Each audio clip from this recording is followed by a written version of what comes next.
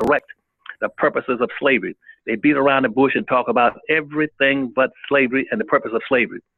And the purpose of slavery was a very systematic thing that was designed to put black folk into the lowest level of a real life monopoly game in which they could not play and they could not win. And so I wrote the first book called Black Labor, White Wealth. That book takes you 1,400 years of history at about 200 miles an hour to show you every trick, every public policy, every technique, every law, and every custom that white folks put in place to intentionally maldistribute almost 100% of all this nation's land, businesses, wealth, power, resources, income, and controls of all levels of government into the hands of the dominant white society. You got locked and boxed. And in the first Constitution in 1789 that locked and boxed you, nobody has addressed that. They simply go for it thinking that somehow that Constitution was designed to include black folk. It was not. The first Constitution of the United States, the first 12 amendments and the Bill of Rights was designed strictly and solely for white people to be an affirmative action plan for them. You're never included in those laws. Whenever they talk about we the citizens, we the people, all Americans, they're not talking about black folk. Those are code words strictly and solely for white folk. The Constitution talks about you. They use very broad and ambiguous language that they're still using today. The Constitutional Committee met in Philadelphia in 1789 to write the Constitution. And that's what the Black Labor White Book is about, show you what they wrote in the Constitution. Says, how in the world are we going to justify? How are we going to justify creating what's called a cradle of democracy, the United States, the United Nations, and give it some importance in this country and in the world? At the same time, we're getting ready to enslave 5 million black folk. So what we do then is not include them in it. We use very specific language when we're talking about white folk. We're talking about black folk. We use coded words such as those people, those who are indebted, those who are in bondage, those others, those who are that unhappy species, that unhappy lot. They're talking about black folk. And in the Constitution, black folk have never in our leadership group ever understood that. Now, the only time black folk got picked up in the Constitution was in the second Constitution that came out after the Civil War. But let me jump back before I get to that.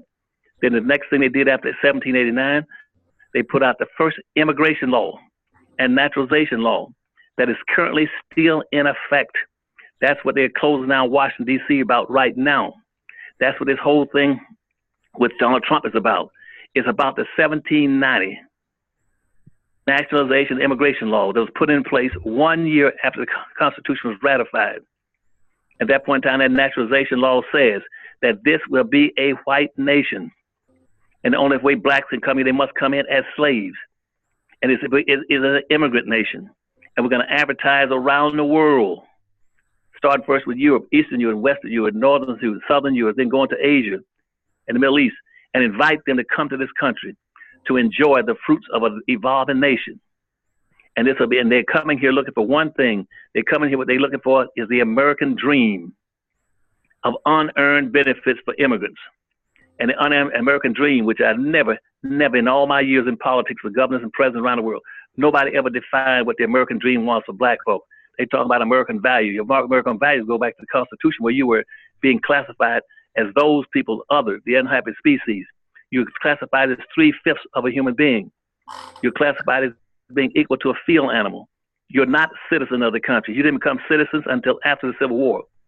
But that naturalization law in 1790 rather, says that anybody can come here and get unearned benefits, free Indian land and free black labor. That is the American dream. And consequently, they started off and said, now that and all the wealth of building this nation will be based starting first with the land.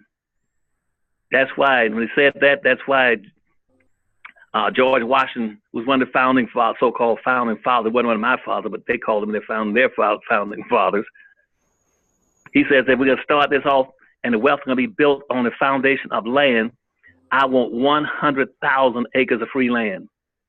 Thomas Jefferson says that if you're going to get 100,000 acres of free land, I want 100,000 acres of free land equal to yours. Patrick Henry, everybody brags about, you teach your children in elementary school about Patrick Henry writing, saying, give me liberty, give me death. But Patrick Henry also said, give me 65,000 acres of free land. Every white person coming to America after that immigration law was qualified to pick up 650 acres of free land. Then they could pick up, under the homesteading and land grants, they could pick up another 100 and they could pick up 150 slaves. Okay, they get 150 acres rather for every slave that they acquired after they built the plantation or once they got into the country. Under land grants, going west, they could pick up as many acres they could see in a given day. That's why they crossed the Mississippi River, the last land rushes in the 1880s. White folk when Europeans poured in this country, 2 million poured in this country, went across the Mississippi River. They picked up over 2 billion acres of land in 24 hours. Every railroad that started up, you had 11 railroads start up. Each one got 6 miles of free land on each side of the railroad all the way across the United States. And that land tripled and quadrupled in value in less than 25 years. So the bottom line then is that black labor, white wealth shows you how all the money and wealth in this country was transferred and maldistributed into the hands of the white society. Starting first with 1 billion, B-I-L-L-I-O-N, 1 billion acres of free land put in the hands of whites. They own it all the way from Boston in the east to San Diego in the west. It's locked in, and that land, the value of that land has doubled and tripled in value every 20 years. And in that land, the value was also not only in the land, but in the timber, the gold, the chrome, the bauxite, the magnesium, the gas, and the oil. Black folk were playing against a stacked deck. They get, and out of all that transferring of wealth, black folk couldn't even get 1 acre of free land, and that's locked into it. And it shows you how you've been locked and boxed in black labor, white wealth, and to the present time. And that wealth that they received has been passing on from one generation to the next and doubling and tripling in value ever since the 1700s. That's why whites right now still own and control 99% of all the wealth in this nation is still owned and controlled by whites. Black folk own and control 1/2 of 1% of the wealth of this nation. That makes it totally impossible in theory and practice for blacks in this country to be a competitive group. Blacks need to disabuse themselves and get that out of their minds about somehow they're going to compete. You cannot compete as 1/2 of 1% with a 13% population that owns and controls practically nothing. That's your problem, the dilemma in the black folk. And that's the purpose of the first book, Black Labor, White Wealth. It has timelines to show blacks how it was done and every trick that was used.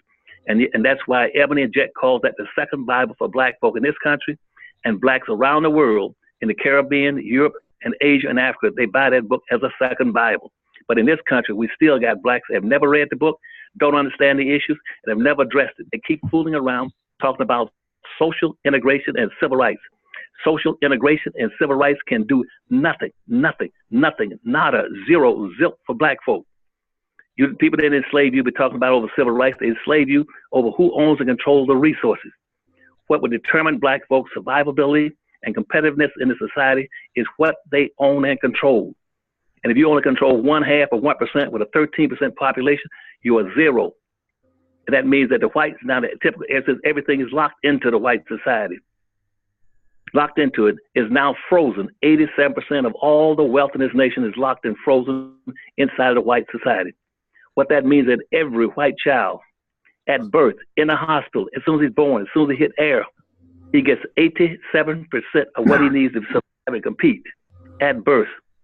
As soon as he hit the earth, he got 87% of everything he needs because it's in his community, in his church, in his institutions, in his family, in his culture, in his heritage. Everything is, he can get access to it anytime he wants to. The black child, because what I just laid out to you for the last 5 minutes, he hits the air being born in a hospital with zero, nothing. Because black folk have never acquired anything, they never inherited anything, and the black child gets nothing. And for all these 150 years, black folk leadership is being zombified into pursuing things that are non-inheritable. Unlike the white child who gets inheritance at birth, the black child cannot inherit anything because our civil rights organizations have been focusing on non-inheritable values. They focus too much on getting a job, welfare, food stamps, public housing, though, and those and getting free of prison. Those things are non-inheritable. That means the black child stays at zero. He has competed against white child, has 87% off the rat bat. That's what black labor white wealth. And you go find out how many blacks in this country have ever read that book and understand it. And you can count them on most of them in this country is very low. You got 44 million black folks that don't read. They're locked into what Malcolm X said. If you want to keep it a secret, go put it in a book, and most blacks will never find it. So that's what black labor white wealth is about. The second book was called Powernomics. That says, yes, that the United States Constitution is a social construct, that you're locked into it. But white racism is not perfect. It can be beaten. And so Powernomics is an 8-chapter book that takes you from the beginning to the end, how you beat the monopoly. You can play Monopoly and win if you follow the Powernomics book. That is a national plan to say, here's how you start it off and how you do it. And is understand that you can play the game and win if you learn how to play as a team. Racism is a team sport. You either play as a team or you lose by default. And so the third book was called Dirty Little Secrets 1. Fourth one was called Dirty Little Secrets 2. In those 2 books, you got over 1,000 factoids, unknown facts, and that are written as small stories to show you the names, addresses, and time and places, things that black folk have done and never got credit for it and never been recognized for it. Dirty Little Secrets 1 and 2 says that black folk are a very special people. You're very special. Nobody on this earth has been treated like you. Nobody on earth has produced like you. And you, under no circumstances should you allow anybody to put you in a very broad and ambiguous category called multicultural, diversity, poor people, people of color, minorities. Stay out of those groups. Those groups are not equal to you. You're special people that nobody in this country that's equal to black folk in this country on this earth. And it goes in, and that's what is recited. And those 2 stories, and they got 1,000 stories in there to show you what you've been achieving. And all these people that enter the country now have not equal to black folk. Quit trying to seek equality in a race-based society. The whole point of a race is not to bring about equality. You cannot get equality in a race-based society. I've told black folk all the time, I was with presidents and governors, you're stuck on stupid if you keep trying to look for equality in a race-based society. Racism is not designed to bring people together. It's designed to push people apart. You don't go to an automobile race or a horse race for all the horses in the cars to start out and wind up equal. You go to a horse race or automobile race to see who comes in first, second, and third. They're trying to seek equality in a race-based society. But again, all of our civil rights organizations, black ministers, black elected officials, they're always looking for equality and equal opportunity in a race. Nobody gives you equal opportunity in a race. You either get in the race, you run to win, and don't look back for anybody behind you. That's what those 2 out. Now, the last book is called The Black History Reader. This book is a capstone. It shows that now that you've read all these books and you're coming out in a library pack and you're going in a vertical order, this book now will answer everything you could possibly want to know. The book is called The Black Reader, 101 Questions That You Never Thought to Ask and Don't Quite Understand. But even a question that's unasked deserves an answer. And that's what this book is about. It addresses all the current issues that you're currently seeing and hearing in the newspapers and on the TV and radio. Everything you could possibly want to know. And that comes out as a pack. Those 5 books come out as a pack, a library pack. You can get all 5 of those books and plus a DVD showing you how you should go about educating black kids in the schools. For all that came from my experiences as an educational coordinator for the state of Florida from 1970 to 1978. And it's being over every aspect of education, from the elementary schools to the graduate schools in both the private sector and the public sector, and say, this is how you educate black kids. You get those 5 books and a DVD in a library pack. And the Black History book is designed to ask for everything that you could possibly want to know and never thought about.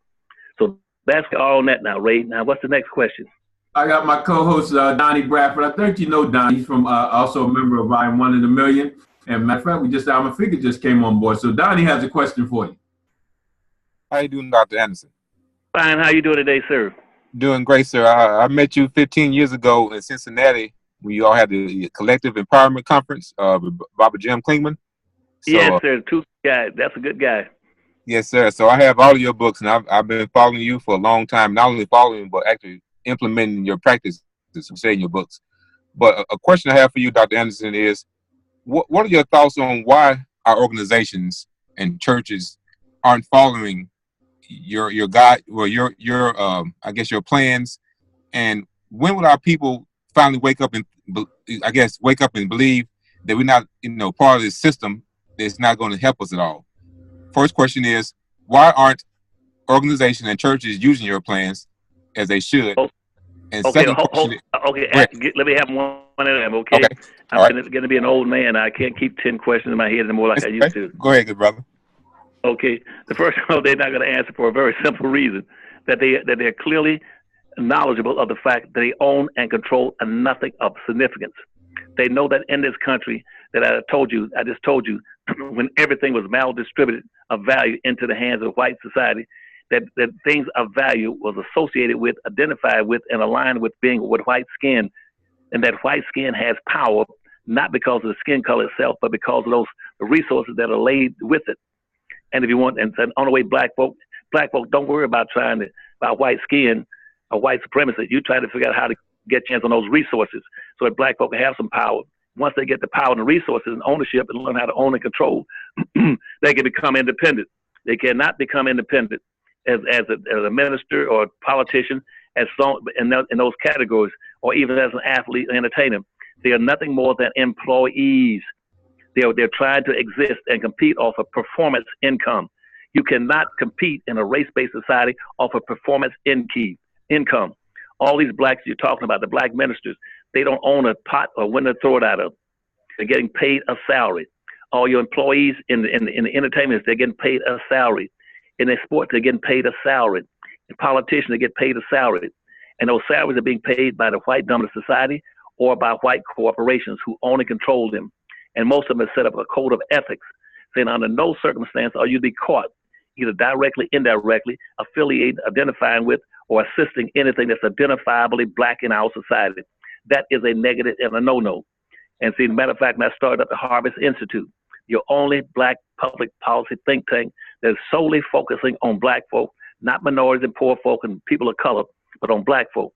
When I set that up 25 years ago, and I went to major white corporations, Xerox, Coca-Cola, Pizza Hut, Sunoco Oil, down the line, and Burger King and McDonald's, and asked them would they contribute money to the institute so I can help my people. And they said, Dr. Anderson, we're willing to put in money. Each one of them, the church, so they put in money for you. So every year, annually, to help you. We know that you're running against 5,000 white think tanks. They got a $500 million budget and 200 employees. But we'll be glad to provide money to you to help you. But you have to make one change in your program. And I said, what's that? It's got to take the focus off of black folk and put it on minority, women, children, and immigrants. And I told him I felt, and I responded by simply saying, I find that to be a little more than an insult to me. I said, I know that you made your companies provide money to all these other groups, to women and gays and Hispanics and midgets and humpback and crippled and the poor. And I said, why would you, and you don't ask them to take the focus off of their folk. Why would you ask me to take the focus off of my people and put it in some diversified category, which means that black folk will be in a pot and a bag and they got to struggle and they try to get something, even though they're already the lowest people in the social acceptability in those categories. They're still on the bottom in those broad categories. Why would you ask me to do that? And the Xerox Corporation told me straight up, Chairman, he says, Dr. Elson, you have to understand, on the other hand, that you live in a society where black folk are a pariah. Nobody cares about black folk. They're indifferent to black folk. They're not coming here. Nobody's trying to get along with black folk. It's in reverse. Black folks spend all their time trying to get along with other people. Other people don't want to get along with black folk. There's no motivations and no incentives for people to try to get along with black folk. You're toothless tigers. You own and control nothing. All you can do is march and demonstrate. Until your people start to understand what you've been telling them, you're wasting your time. That nobody cares about their votes. They're outnumbered in their vote. They don't own and control anything. It's a waste. Now, if you want to get our money, you make those changes. And I said, thank you very much. And what I'll do, I'll try to make it on my own off the nickels and dimes that black folks send. And I've been doing that for 25 years. The second reason why you don't have that support from these various groups in this country, why black ministers are scared, black athletes are scared, Black elected officials are scared and indifferent toward their own people.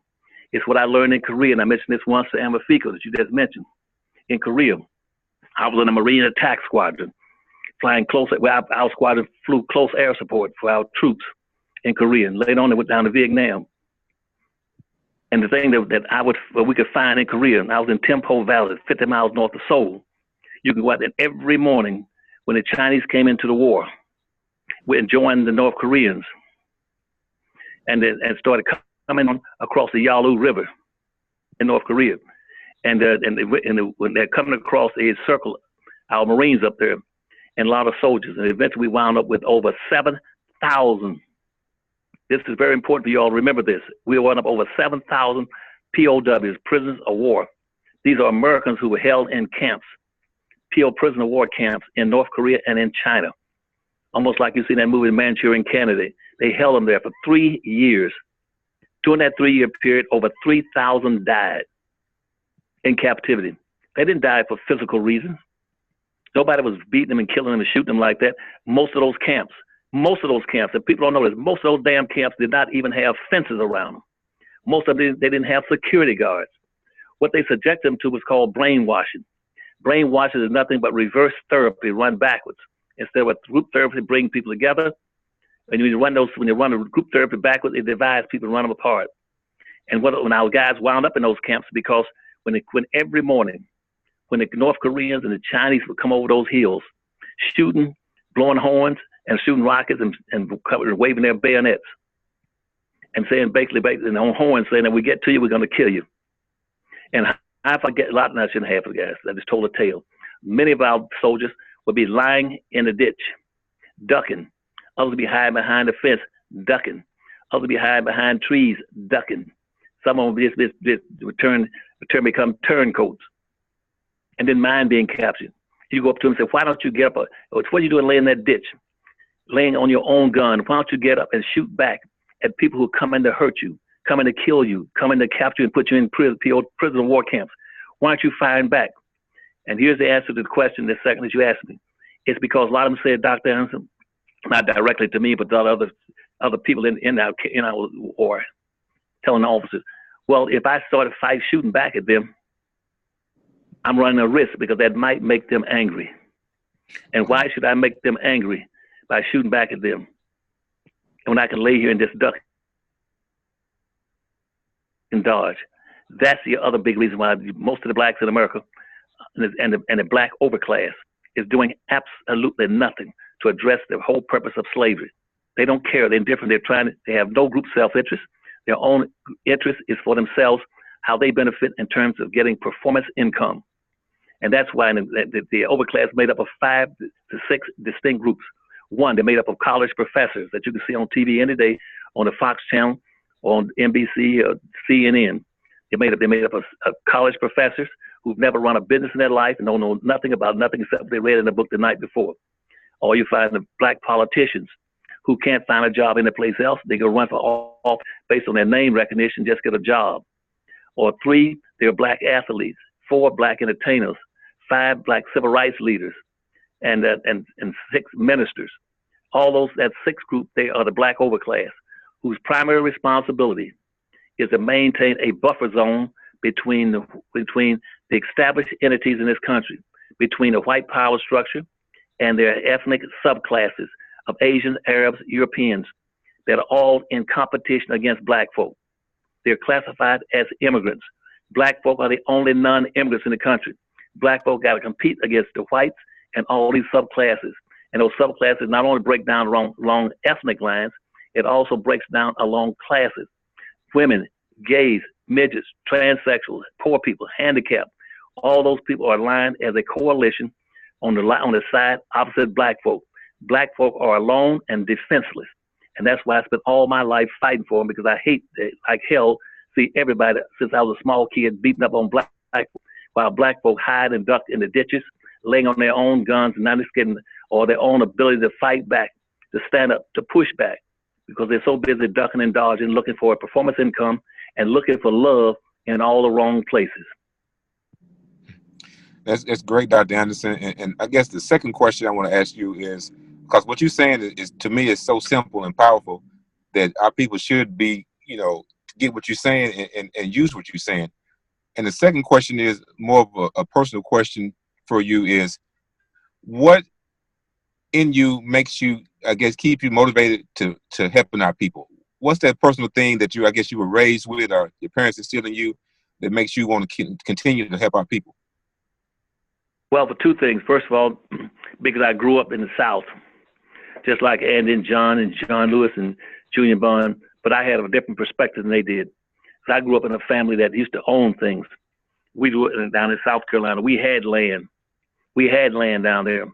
My parents, and then in Three Forks, South Carolina, where my grandfather had land, and he was married to Odessa, an Indian woman. But when she died, and white folk wanted the land, she would not sell it to him. She was keeping it because again, the family name was not Anderson, and she married a black man, but that had last name was Anderson.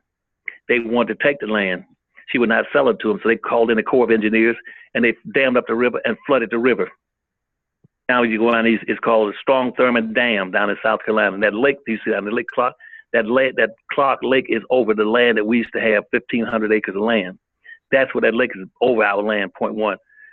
Point two, on my mother's side of the family, up in McCormick, South Carolina, they own land.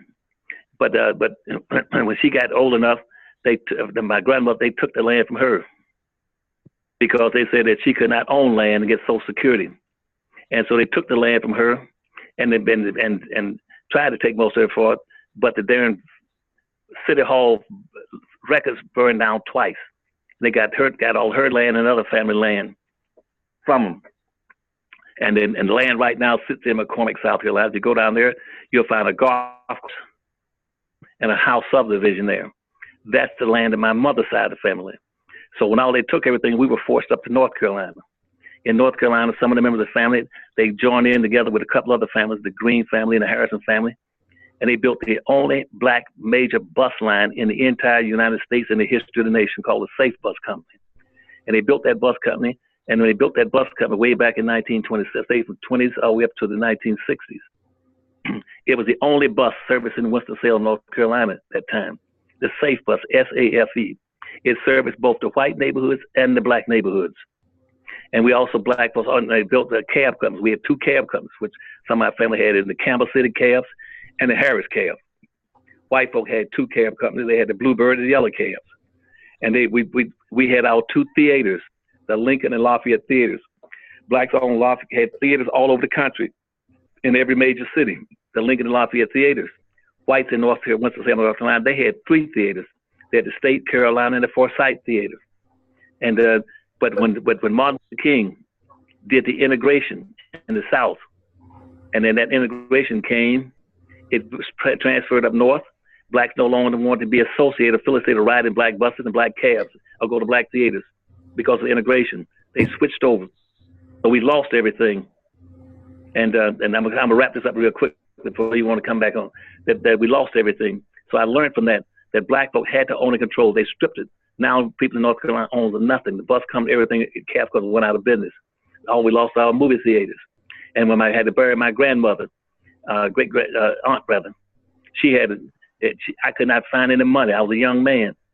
I had to go down and beg people to finally go down to Social Security. They gave me $250 to bury a grandmother who was 114 years old.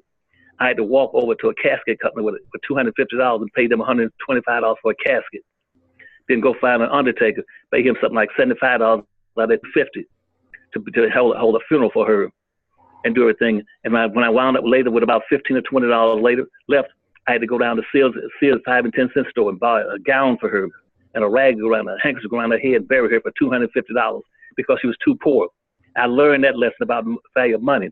Lastly, I learned from going past 5th and Patterson Street, where they had pre-OWs, prisoner of war, German prisoners in there. And I was a very young kid that time.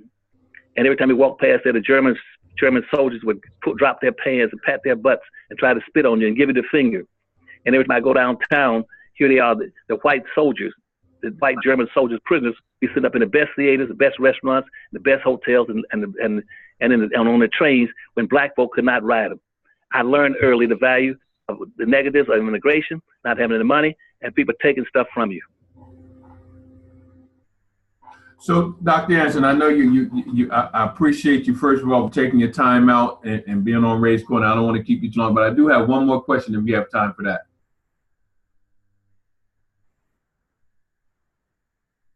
Go ahead, I'm listening. Okay. So, can you tell me why are the Democrats so willing to shut down the government for the illegal immigrants, but they refuse to talk about reparation and the effects of slavery for 45 million black people? Well, for very simple reason. I know your time is running out. The simple fact, we don't demand. We don't demand a damn thing. All we do is beg. We've been taught to beg. Black folk want to get along and be accepted. That's the whole point of integration. If we were going back to the civil rights movement, the first thing in civil rights should have gone was said, what was the purpose of slavery? When are you going to correct that? They've never addressed correcting the maldistribution of resources in this country. They didn't correct it in the 1860s. They didn't correct it in the 1960s. But one thing that did happen in the before the 1960s, every so-called visible black leader in the history of this nation was always anti-immigration. They were saying that you should not be bringing in all these people who are burying us. You should get away from that 1790 nationalization and immigration law that says this is a white country and only whites can come into this country. And any white come to this country, they become considered to be immigrants. They be entitled to any enrichment this country can offer them. But anything black, your quota is zero up until about 1950. Zero. You're coming in this country legally. And you had a few staggered in from the Bahamas Islands back in the early 1920s. No, we don't want you in the country. And that's why Haitians in this country, they hate Haitians because Haitians hold an international record. The Haitians would never be allowed to come in America because this country is against them. After 1790 nationalization law and civilization law, 1 year later in 1791, Toussaint Overture defeated the French down there and kicked the French's butts and Napoleon and ran them out of Haiti. And that was a terrible thing toward the Americans because that particular time they were getting ready to reuse black folk for picking cotton, and so the Haitians beat the French. Then the Haitians turned around and also beat the Spaniards. Then they also beat beat the Spaniards, beat the English. They beat three nations. Those black Haitians beat three nations, and they scared the hell out of whites in America. That's why they came up. So they said that the Haitian revolts might trigger a slave revolt in America. So they put into the Constitution in the 1790s this thing what you call the Second Amendment, saying that every white person must be prepared for possible slave revolts, and demand every state set up a militia, and they set up plantation police, and the Ku Klux Klan, all these extra legal organizations came into existence because Toussaint Overture and the Haitians kicked all these countries' butts down in the islands. And then this country has never forgiven the blacks in Haiti for beating three white nations. And then when they came up with the Monroe Doctrine later on, they threw it around Haiti saying, no, not only we hate to despise you because you are the only group of blacks any place on this earth that have never ever defeated white colonization and white racism. Is you beat them and got away with it. And we're going to throw the Monroe Doctrine over you so that no other country can come into Haiti and help you in any regard. That's why Haitians are so poor. That's why they're so disliked. That's why nobody will come in and help them in any respect. Now, that's a part of the immigration policies. In this country has never addressed the immigration policies. And in conclusion, what black folks should be raising Cain about right now, and they ain't doing a damn thing about it. They should be contacting every politician, every black citizen, every black minister and athlete and entertainer saying, we are totally, absolutely opposed to any immigrants coming to this country and being legalized. We are opposed to your talking about the DACA and providing a DREAM Act to ensure that they can continue getting free benefits in this country and get insurance and get all the kind of benefits that have never been afforded to black folk. Black folks should say, we will allow you to bring in other immigrants over us anymore until you go back and determine, here's a major point, you must determine what is the negative downside of any immigrants coming to this country. There's a Newton law, physical law, that says for every action, there must be an opposite reaction. And so, and the same thing is true in social economics. For everything you do in politics and social economics, it has a positive and it has a negative.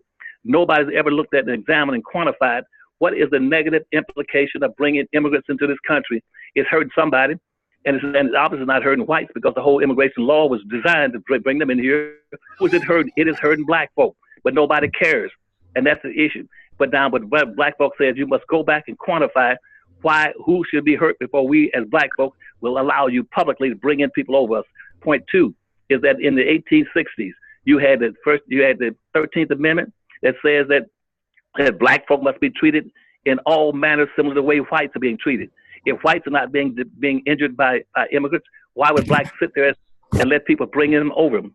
Secondly, the Civil Rights Law of 1865 and 1866 says that every level of government is committed to use all manners and measures to ensure that the badges and incidents of slavery are lifted off the shoulders of black folk.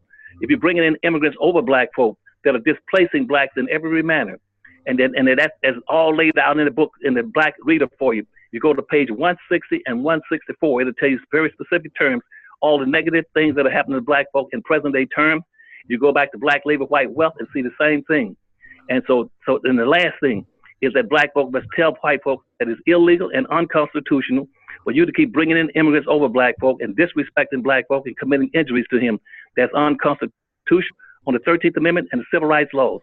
And we are opposed to it. And lastly, you must demand that black folk, if they continue to do it, you must put black folk into a protected class.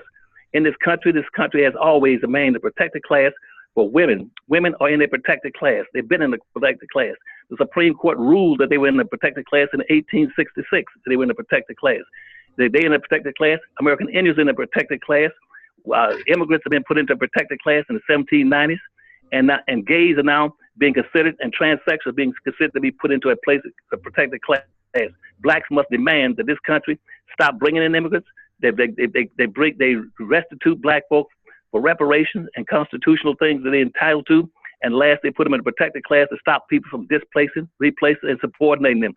That's the conclusion. Right now, they should be raising holy hell and contact every politician in this nation. In the newspaper and the radio say, we're not going to go for it. Do not approve any more immigrants coming in over us. Because if these 800,000 immigrants come in today, they got a right to what we call chaining and family orientation. They can bring in another 20 million immigrants, and they already got 14, 20 million waiting behind the curtain. That means that the black folk will be outnumbered. Right now, you're 44 million them. They got 57 million Hispanics. When they bring in those others, they're gonna have 80 million over you. That means your vote is useless. Your vote has been rendered null and void by the Hispanics. You haven't got a snowball's chance. You don't own and control anything but 1/2 of 1%. Your vote is neutralized. We're in deep, deep trouble. Wow. And man, I thank you for tuning in, and I got to get you back on. I also want to know Ray's Corner Live. You know how it was developed? It was developed because of the fourth floor. We want to start addressing media issues and start rebuting the lies that they say about. And I want to thank you once again, Dr. Anderson, for coming on. I need to get you back on again. I need to get you on our book club. And thank you very much for tuning in. Well, I thank you all for inviting me. And again, I love all of you. And I guess that's my weakness all my life. And don't ask me all. You asked me earlier why I love so much. I just know some of the reasons. But I do care about it. I just hate to see the entire world beat up on one group of people all around the world and take advantage of them and come in and subordinate them and exploit them and misuse them. So what I want you to do is do everything you can, particularly push this last book called Black Labor, the Black Reader. That covers everything that you need to know and to be able to survive and prosper and all, but more importantly, to organize a pushback against all these things that everybody's doing against you. Everything is in there is inexcusable for our people not to buy those books. That you can set up these book clubs and to make every one of your friends and members of your family buy their own book and read them, and start setting up some organizations, start pushing back. If they pass these, they bring these immigrants into the country and reward them with all these benefits, we are through. You can forget about doing anything else after that. If you wait until they pass this law, you might as well find a high building, a high bridge, and start learning how to jump, because that's what's going to happen to you. You're through in this country if you don't get these people organized, tell them to buy those books and read them and do it immediately. Well, a good thing, and just to let you go, I got 4 more vendors that'll be calling this week ordering books along with myself. We had a good weekend at our conference that I am one in the million.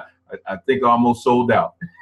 That's good. And do that for me, and I appreciate that. And I love you all for it.